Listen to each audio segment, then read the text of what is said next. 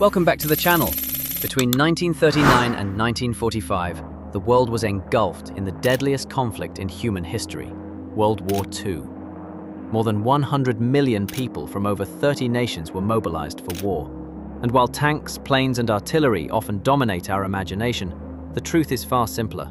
For the average soldier, survival depended on one thing: their rifle. These rifles weren't just tools, they were lifelines. They were the last line of defense, the weapon a soldier clung to in the trenches, in the forests, and in the frozen wastelands of the Eastern Front.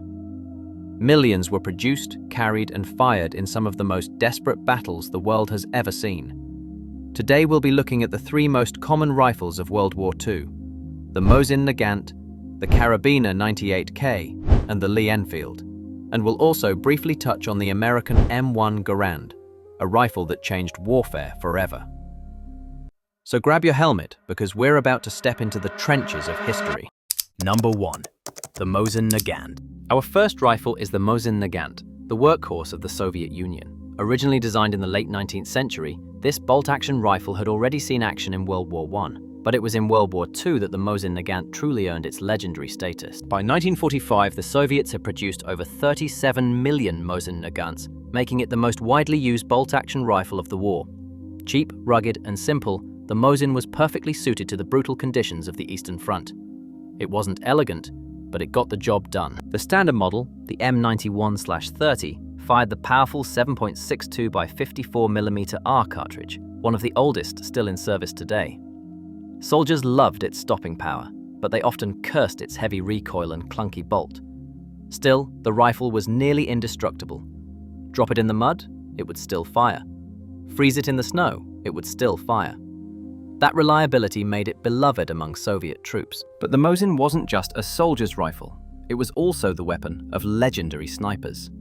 Mice like Vasily Zaitsev and Lyudmila Pavlichenko, the famous Lady Death, credited with over 300 kills, strike fear and awe even today. Armed with scoped Mosins, Soviet snipers turned the rifle into a symbol of resilience and deadly precision. Perhaps the most iconic use of the Mosin Nagant came during the Battle of Stalingrad. In the ruins of that city, Soviet troops fought street by street, house by house. The Mosin, often with a sniper scope, became the weapon of choice for duels that defined the Eastern Front.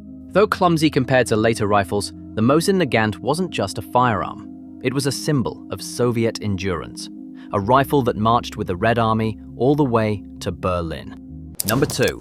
The Karabiner 98K. Across the battlefield, the German soldiers' trusted companion was the Karabiner 98K, often simply called the K98. Based on the famous Mauser system, the K98K was a shortened version of the Gewehr 98, designed for modern warfare. Produced in staggering numbers, over 14 million during the war, the K98K was the standard rifle of Nazi Germany. Chambered in 7.92 by 57mm Mauser, it was powerful, accurate, and built with the precision we often associate with German engineering. The bolt-action design was slower compared to the semi-automatic rifles that would appear later in the war. But in the hands of a trained marksman, the K98K was deadly. German soldiers drilled relentlessly with their rifles, learning to cycle the bolt quickly and efficiently. One of the unique aspects of the K98K was its versatility. It could be fitted with a bayonet, a grenade launcher attachment, or a scope to turn it into a sniper rifle. German snipers using the K98K struck fear into Allied troops, especially during battles like Sevastopol and Normandy. Perhaps the most chilling aspect of the K98K is how ubiquitous it was. Every German infantry squad was built around the rifle, supported by machine guns and mortars. From the deserts of North Africa to the frozen steppes of Russia, the K98K was there. And like the Mosin, the K98K became a symbol, not just of German firepower, but of the Wehrmacht itself. Rugged, reliable, and deadly, it was the weapon that fought in every major German campaign of the war. Number 3. The Lee Enfield. Now we cross over to the British and Commonwealth forces, whose backbone was the Lee Enfield rifle, specifically the SMLE Mark III, and later the No. 4 Mark I. First introduced in the early 1900s, the Lee Enfield was unique among bolt-action rifles for one major reason: its speed. With a 10-round magazine, double the capacity of the Mosin or K98K, and an exceptionally smooth bolt, British soldiers could fire with incredible rapidity. Trained soldiers could unleash what was called the Mad Minute, up to 30 aimed shots in just 60 seconds.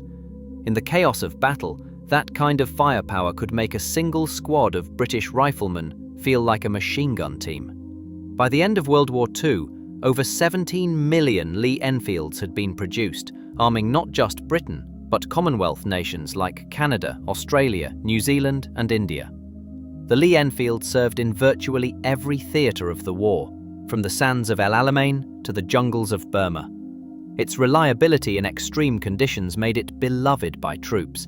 Soldiers trusted it to perform whether in mud, heat, or pouring rain. One of its most notable moments came during the early years of the war at Dunkirk. As British troops retreated under heavy fire, Lee Enfields provided the covering shots that allowed thousands of men to escape across the Channel. Fast, reliable, and deadly accurate, the Lee Enfield wasn't just a rifle, it was the very heartbeat of the Commonwealth armies. Before we conclude, we must briefly mention one rifle that stood apart: the M1 Garand. Issued to US forces, the M1 Garand was the first standard-issue semi-automatic rifle of World War II. While the rest of the world's soldiers were cycling bolts, American troops could fire 8 rounds as fast as they could pull the trigger. General George S. Patton himself called it the greatest battle implement ever devised. With over 6 million produced, it didn't match the sheer numbers of the Mosin, K98K, or Lee Enfield, but its firepower gave American troops a decisive edge in battles from Normandy to the Pacific Islands. The Garand was a glimpse into the future, showing that semi-automatic rifles would soon dominate the battlefield. In the end, these rifles, the Mosin Nagant, the Karabiner 98K, and the Lee Enfield, defined the experience of millions of soldiers in World War II. They weren't glamorous like tanks or bombers, but they were the tools that shaped the daily reality of war. Each rifle carried the weight of its nation's hopes, fears, and sacrifices.